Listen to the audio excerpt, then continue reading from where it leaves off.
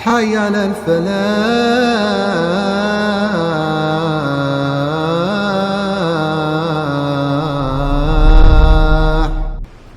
السلام عليكم ورحمة الله وبركاته.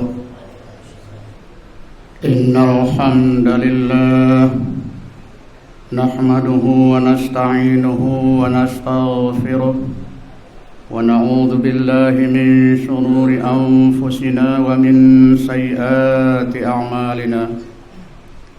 من يهده الله فلا مضل له ومن يضلل فلا هادي له. أشهد أن لا إله إلا الله وحده لا شريك له وأشهد أن محمدا عبده ورسوله لا نبي بعده. اللهم صل وسلم على محمد النبي المختار المصطفى وعلى آله وأصحابه الذين نالوا المرتبة العليا والمنزلة القصوى. أما بعد فيا عباد الله اتقوا الله وتزودوا فإن خير الزاد التقوى. قال الله تعالى في كتابه الكريم: أعوذ بالله من الشيطان الرجيم.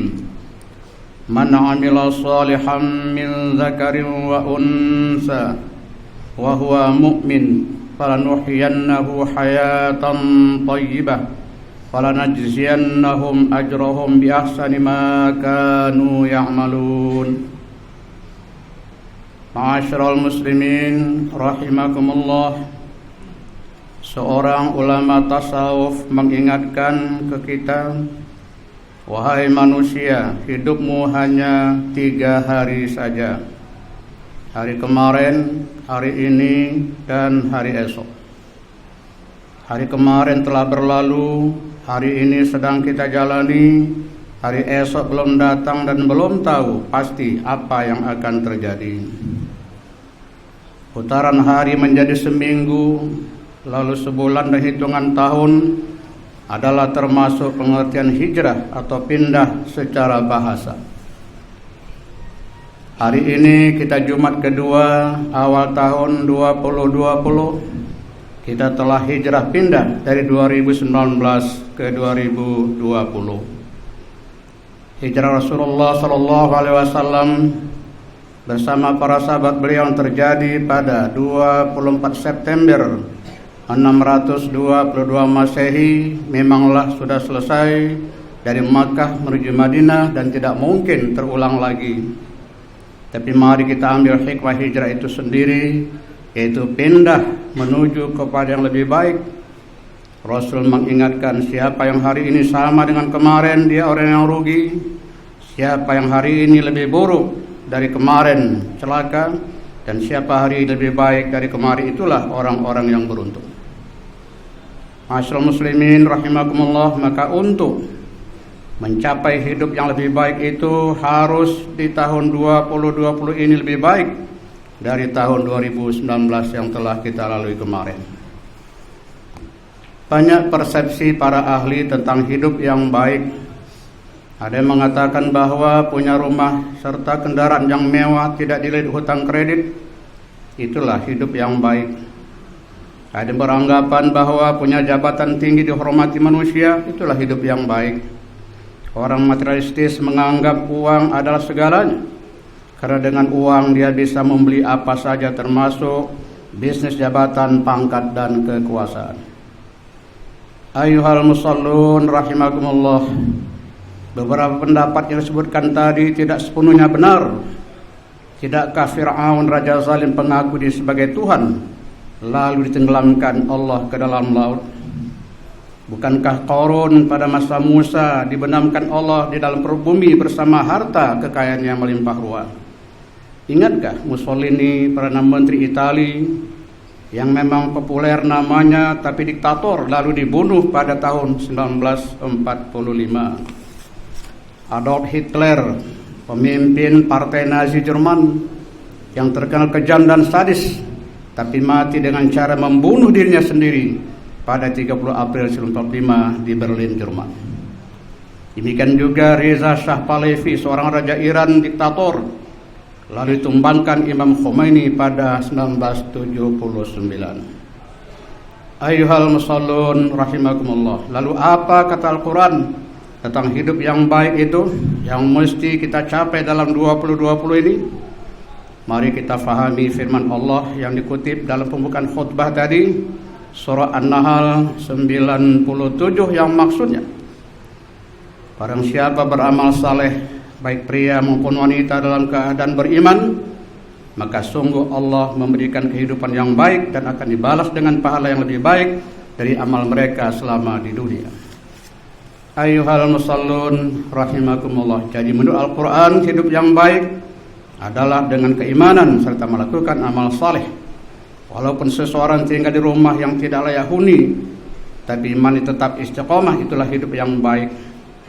Sebaliknya, misalkan ada orang yang taat beribadah, rajin ke masjid, kemudian Allah berikan nikmat harta, pangkat, jabatan kepadanya yang membuat dirinya sibuk sehingga tidak sempat lagi ke masjid atau sombong kepada Allah, maka menurut hijrah Rasulullah SAW, hidup seperti itu adalah tidaklah baik, bukan saja merugi, tapi adalah sangat mencelakai.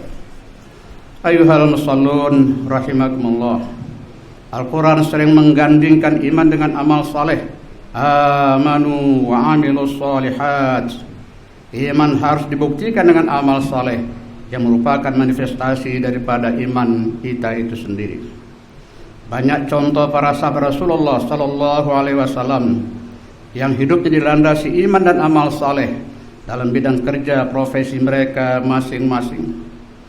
Ammar bin As, seorang tukang potong hewan. As bin Walid, seorang pakar penyakit hewan. Walid bin Mughirah, seorang tukang pandai besi.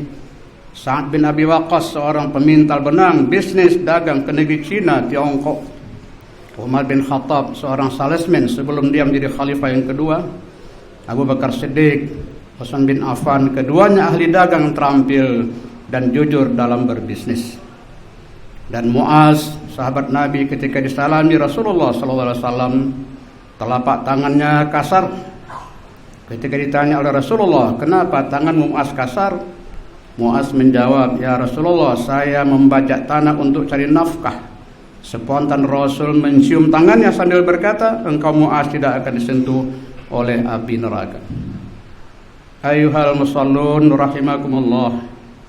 Lanjutan ayat 97 An-Nahl itu menjelaskan bahwa Allah akan membalas amal orang beriman dengan pahala yang lebih baik dari pahala dunia. Janji pahala memotivasi kita untuk membangkitkan ibadah pada masa datang, wabil khusus pada 2020 yang kita jalani.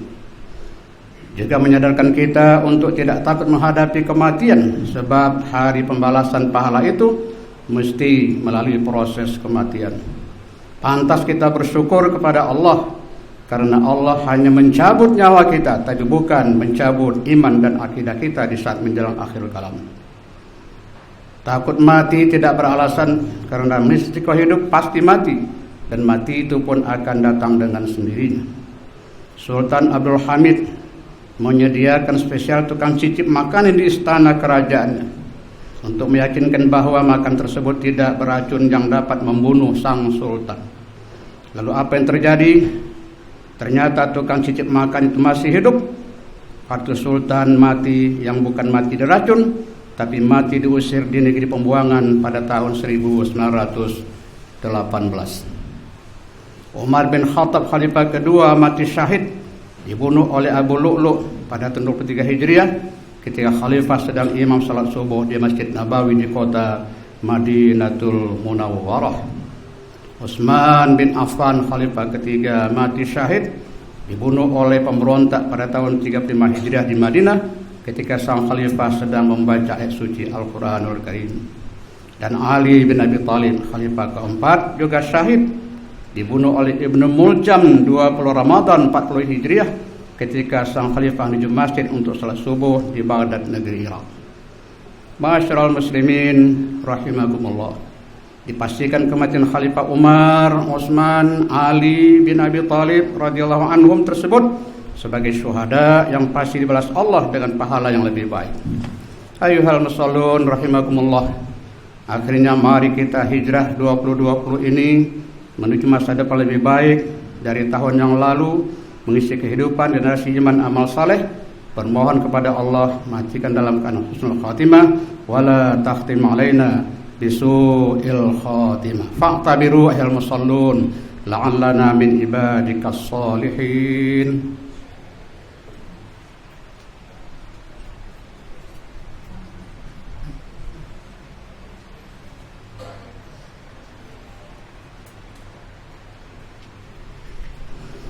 Alhamdulillahi Rabbil Alamin. Asyhadu an la ilaha illallah wahdahu la syarika lah. Iyyahu na'budu wa iyyahu nasta'in. Wa asyhadu anna Muhammadan 'abduhu wa rasuluh al-mab'uts rahmatan lil alamin. Allahumma shalli wa sallim ala Muhammadin nabiyil karim wa ala alihi wa ashabihi ajma'in.